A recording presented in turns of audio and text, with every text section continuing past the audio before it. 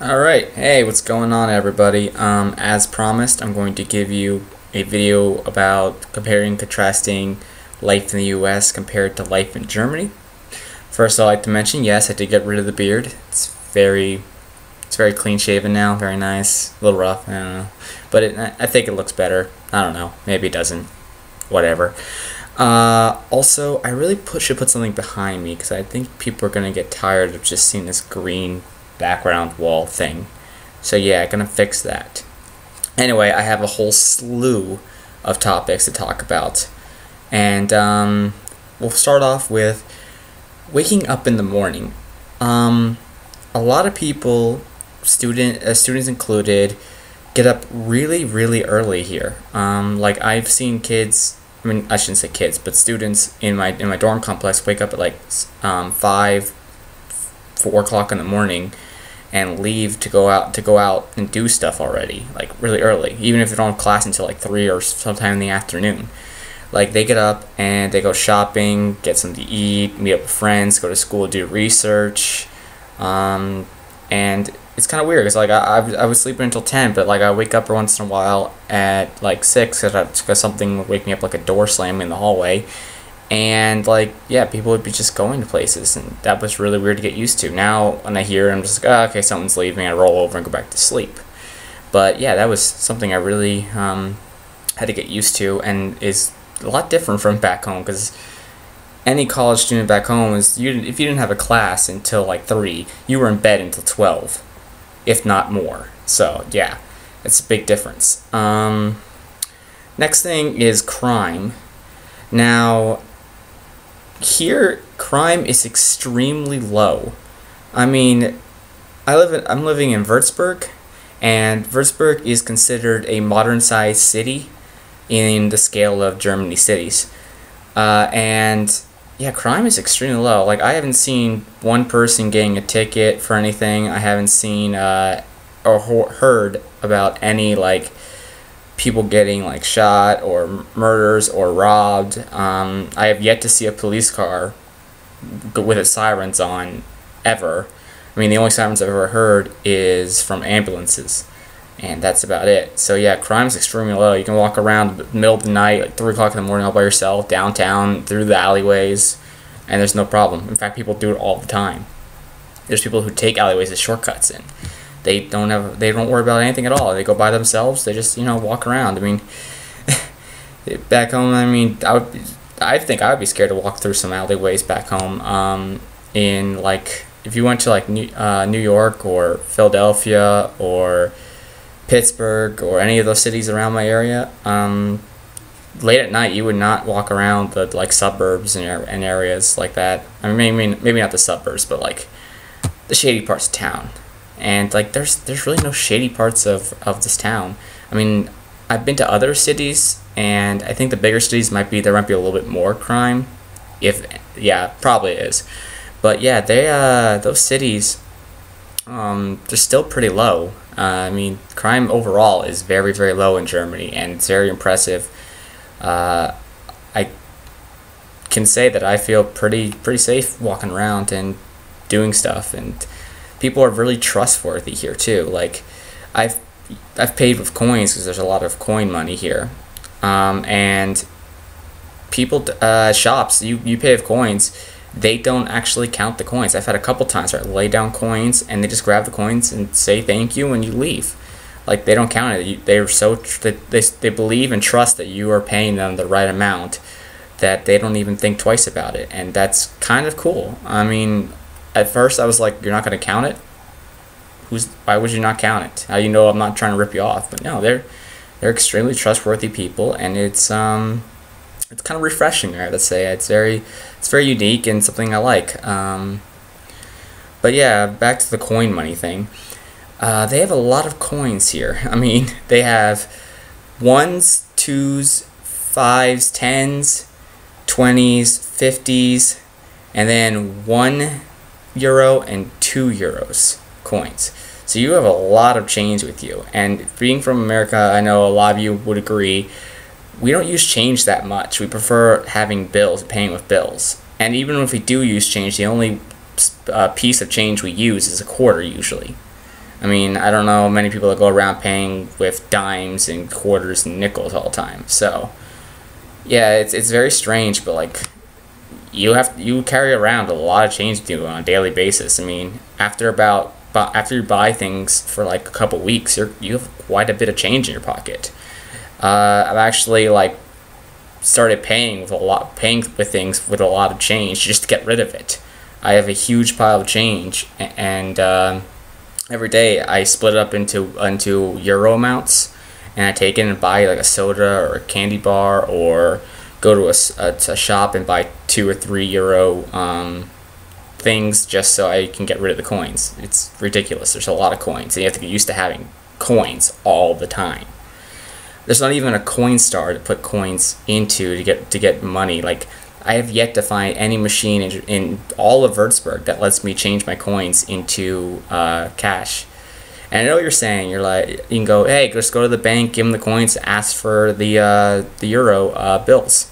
And yeah, I could do that, but I think that'd be too much of a hassle, and I really don't want to go in there and just hand them a bunch of coins and say, hey, I want bills. I don't even think that, I don't know if they would even do that. So that's a little different. Buses, trains, and trams. The public transit in Germany is amazing. Everything's on time. It's always there exactly when it's supposed to be. Their trains and facilities are extremely clean and well kept up. I have never been on a bus that was like had broken seats. I've never been on a train that looked bad. I've never been on a tram that wasn't working properly. They're very nice and set up very well, and it's just being on, like, I can't get over how efficient they are with time. A lot of the buses and trams and trains have a GPS built into it, and every bus stop and train station and tram have a sign, and the sign tells you how many minutes away from the train, bus, or tram station the vehicle is at, and it updates on the fly. Like, say a bus gets stuck in traffic and it gets put behind. I've seen signs go from like arriving in 1 minute to arriving in 3 minutes, because it updates constantly how far away and where it is and how fast it's going. And that's really nice to know, because when you look at the sign, like, oh, I got 10 minutes. Okay, cool. I'll go in the shop, get something to eat, come out, and get on the bus. Or, oh, the train will be here in 20 minutes exactly. And then you can time yourself completely, and it will be there exactly when that time hits. And that's just, it's astounding. I mean, I don't take public transit back home, and a lot of places, and where I live, there's not a lot of it.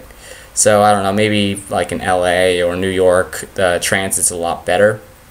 But yeah, in my experience, it's pretty impressive, and I really enjoy it. But also, you have to remember, but there's also a downside. I don't know about you guys, but I do not like being shoved onto a train or a bus that's like crowded to the point where you're like elbow to elbow, squashed between people, and standing there for hours on end. Coming back from Munich one day, me and my friends had to get on a train. It was the last train of the night, and yes, okay, this is the last train, but it was so crowded that like people were just squashing together, and you were just stuck next to these people, like literally in a little crouched hole, for hours. And it was just hot and sweaty, and plus Oktoberfest was going on, so there's people puking on it. So it was a very disgusting environment to be in. And like you were just there for hours, and you couldn't even get to the bathroom facilities if you needed to, because there was too many people to get through.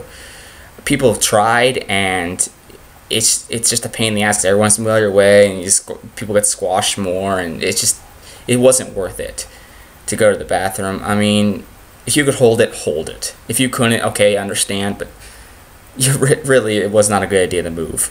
And I've had buses like this during the day, middle of the day, going on a bus, and people just keep crowding into that same bus. They won't wait for another bus. No. They won't wait another 20, 30 minutes for the next bus to come. They want to get on that bus right now. They want to get on that bus. And they will just push people and move people and just cram to that bus as much as they can. And it's a little disturbing at times. It is because you get pushed next to some very interesting people.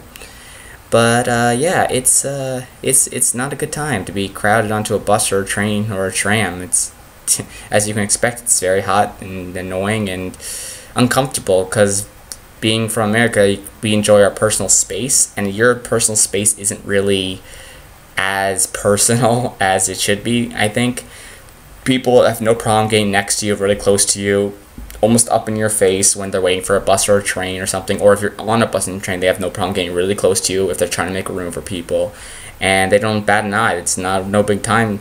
I mean, no big deal for them. And I know for me, and talking to the other American students here, it's a little like, I don't want to say annoying, but frustrating and unnerving and uncomfortable to be that close to people for such long periods of time. It's like I've sat on trains and like all that's going through my head is I want to get off this train right now. I don't care if I have to wait 4 more hours for the train. I don't want to be on this train. I don't want to be this close to these people. I can't stand being this close. And I'm not claustrophobic. You might be thinking I'm claustrophobic. I am not claustrophobic. I just can't stand being that close to people for that long of a period of time. It's just, no, just no. But anyway, next topic, food shops. On the main streets in what they call city centers, where all the shops are, basically downtown areas of the cities. They have a lot of restaurants you can go in, but they also have like little bars on the outside of the restaurants you can go and order like sandwiches, sausages, pizza slices. Like there's a Pizza Hut in downtown Würzburg, and you can go into the Pizza Hut, but there's also a little like bar on the side where you can get a slice of cheese, salami, or mushroom pizza, and they just give you a slice, and it's like €130, and you can get in and out, grab a slice of pizza, and just move on. And it's really nice. But some shops with their sidebars, I don't know if it's just lax in health codes, but a lot of them don't have a back shield on their food, and at certain parts of the day you can see flies just flying around the food, and it's very disgusting, at least to me. But people from Germany go up there and they order a sandwich, and I could have saw a fly on it 2 minutes ago, but they'll order that sandwich, they'll take it, eat it, and don't even bat an eye at it. It's like no big deal, and that just worries me. I'm like, don't you worry about any kind of like diseases or like feces? Is that fly could have been flying around some cat poop or something and just landed on your sandwich? No, but yeah, that's something I don't know. Like I said, I don't know if it's a lax in public transit. That was a car going by. If you heard that, I apologize. But yeah, not transit, public health codes. But yeah, it's kind of disgusting to see that, and there's a lot of it. A lot of shops do it, and it's very, very nasty. Coffee shops. Good God, are there a lot of coffee shops? Like, a ton. In certain parts of the city, you can't walk 5 feet without seeing something that sells cappuccinos, espressos, and like Irish coffees and stuff. There's coffees literally everywhere you go, and it's kind of cool if you like coffee. It's very good. Although I have a couple friends from different countries that argue that their country has better cappuccinos, and I don't know from experience. Hopefully I'll get to have some experience and go see these places and test that theory out. But yeah, that's a big thing. Pets in stores. In Germany, I have seen so many people bring their dogs into a clothing store, like a very nice designer store, like hostels or hostlers. God, I can't talk. You know what I mean, or like PacSun or something like that, or Abercrombie and Finch. Like people will bring their pets into these very nice designer stores, and like electronic stores, like Best Buy or something like that. I mean, they don't have a Best Buy here, but stores like Best Buy, people bring their animals in. People don't care. The store owners are perfectly fine with it. I've seen dogs and people with cats and stuff just walking around like department stores, and I'm like, people back home would be telling everyone to like just leave as soon as their dog came near it. I mean, they don't want them ripping up the merchandise or anything, but people bring their pets in. I mean, yeah, I haven't seen a pet like tear or rip anything or bite anything, but it just, I don't know. I just don't think it's safe. But then again, I haven't seen any problems with it yet, so who knows? Maybe it's working. Maybe it's just natural. Or people are really good at training their pets, which is a good possibility. People might be really good at training their pets. Let's see. Drinking outside. Yes. In Germany, there are no open container laws. So you can go get a beer, go get a glass of wine, get a rum and coke, and you can take it outside, walk down the street, hang out with your friends, and you don't have to worry about any fines, any police at all. A lot of people will go to like their favorite scenic spots with their drinks and just sit there and drink. They can walk down the city streets. I'm gonna adjust this a little bit.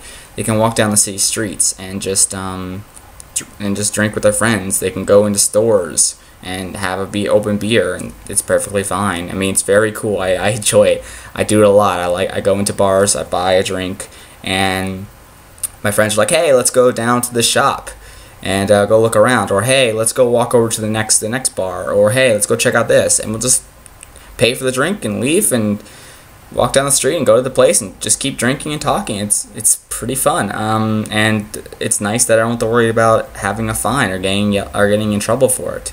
It was something I had to get used to. The first couple days, I was like, no, I can't leave this bar. I have to stay at this bar, or I have to stay at this restaurant. But now I understand that it's okay, so yeah, I walk around a lot, and it's really fun, really nice that you can do that. Shops close really early in Germany, around 8-9 o'clock. Every store, almost every restaurant is closed, except for bars and clubs. After 8, you can't find literally anything. And people go to sleep really early, which explains why they wake up really early. If you go downtown in Würzburg at about, let's say, 9:30, 10 o'clock, maybe even 10:30, it's dead. There is nothing. All the shops are closed. There's maybe a few people walking around with pets, and people heading to bars and clubs or coming back from bars and clubs. But literally, there's like no one. From like, if you say an average day, there'd be about maybe 100% people in a town. There's maybe 20, maybe even less than 15% of people walking around in the town. Like, the streets are empty. There's no cars, no traffic. You might see the occasional taxi, maybe a bus, or a police car, yeah, or an ambulance. But there's literally nothing on the streets at all, and it's pretty weird. Like, you can walk around in the most busiest part of town during the day, and all you hear is wind and like birds walking, just flying around. It's dead silence almost, except for maybe a random yell from somebody who's too drunk to handle themselves. But yeah, it's another weird thing to get used to is everyone goes to bed really early, except for the younger generation, the students. They don't go to bed that early, but they usually go to bars or clubs or something. And Sundays, everything is closed. Bars, clubs, restaurants, grocery stores, banks, everything's closed on Sunday. Sunday is considered a family day where the entire family is supposed to be together. So no one works, no school, nothing, and you're supposed to be with your family. But when you're an exchange student like I am, you don't want to sit in your dorm an entire day. You feel like it's a waste, especially since I'm only here until December, and I want to go out and see as much as I can. And having a day where I can't go out and do something because everything's closed, except for maybe hanging out with friends, it's a little frustrating and a little annoying. But yeah, if you have to get everything done. If you want to get food, if you want to do any shopping, you need to get it all done on Saturday or Friday, because Sunday you're not getting any of that done. If you have no food Saturday night and you forgot to go to the store before 8, you're not getting food. You have to go find some friends that want to feed you, because you're not going to get food. And yeah, so that's that. That's basically everything I wanted to talk about for right now. If I think of more topics, I'll let you know. Again, this is a pretty long video, but I think I've covered a lot of the things I wanted to cover. There might be a few subjects I think I missed, but I think overall I got a lot of it. Once again, thank you guys for watching and sticking with me for the entire video. Unless you skipped it to the end, which is kind of cheating, but at least you watched the video a little bit. Go back and watch more. Seriously, I talked about a lot of cool things. You need to go back. But again, yeah, thank you, and I'll see you all later. Bye!